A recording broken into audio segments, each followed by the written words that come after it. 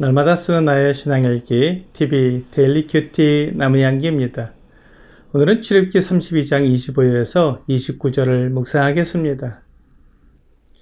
모세가 본즉 백성이 방자하니 이는 아론이 그들을 방자하게 하여 원수에게 조롱거리가 되게 하였습니다.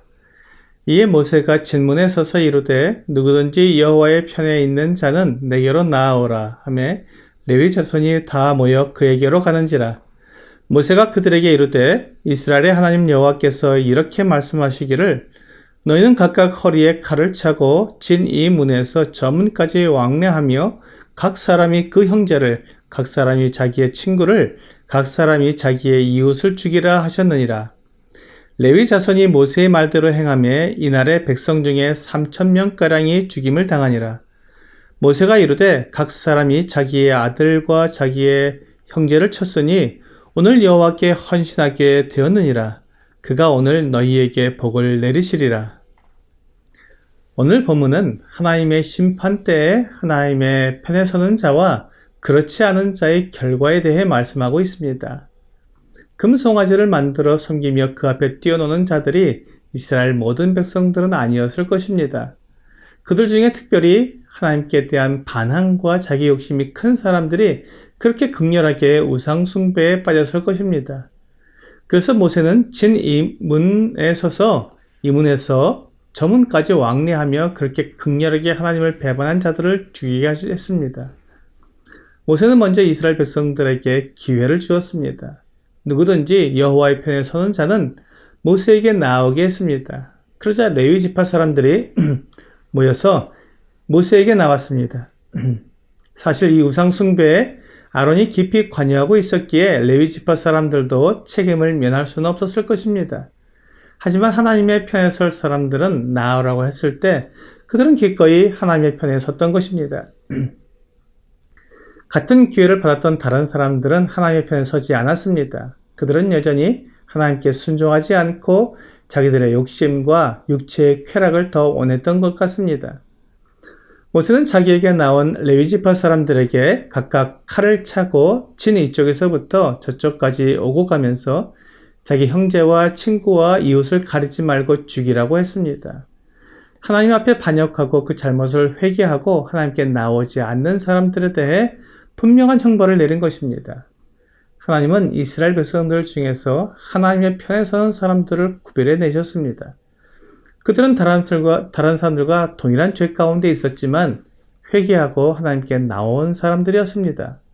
하나님은 그들을 받으셔서 하나님의 도구로 사용하셨습니다. 그들을 하나님의 심판의 도구로 삼으셔서 죄 있는 사람들 약 3,000명가량을 죽였습니다.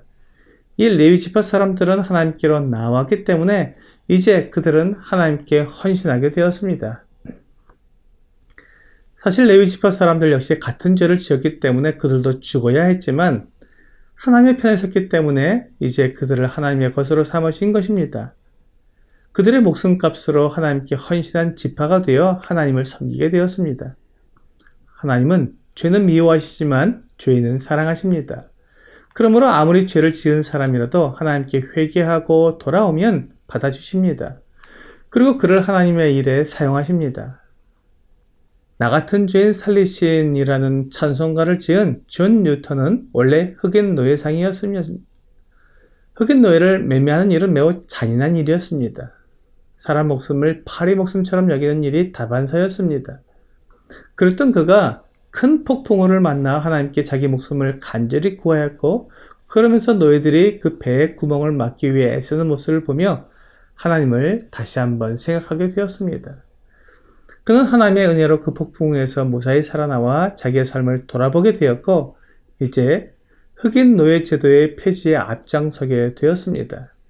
그리고 그는 노예상을 그만두고 신학 공부를 한 후에 성공의 사제가 되었습니다.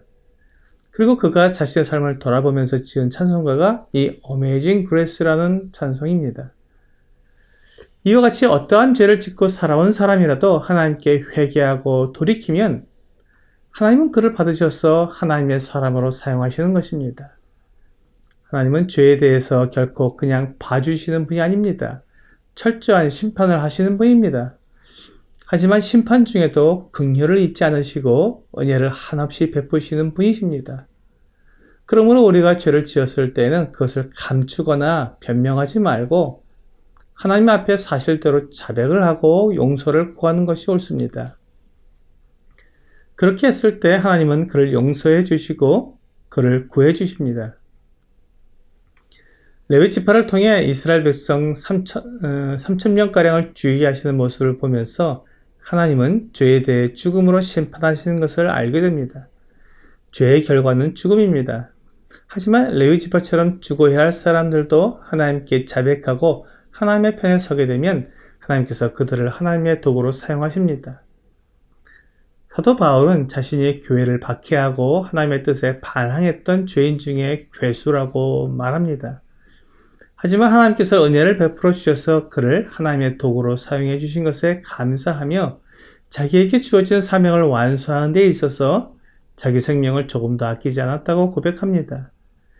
죄인의 괴수라고 고백할 수밖에 없는 그를 하나님의 영광스러운 사도로 삼으셔서 수많은 사람들을 구원하시고 또한 많은 교회를 세워 하나님께 영광을 돌리시게 하시는 하나님의 은혜는 다 측량할 수 없습니다.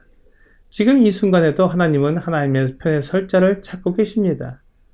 그가 어떤 죄, 어떤 삶을 살아왔든지 상관하지 않고 오직 믿음으로 하나님께 나오는 자를 찾으십니다.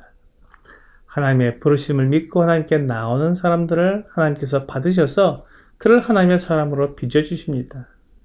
교회를 세우는 중요한 일꾼으로 삼으시기도 하고 해외에 선교사로 보내시기도 하고 사람들을 하나님께로 인도하는 귀한 전도자의 사명을 감당하게 하시기도 합니다.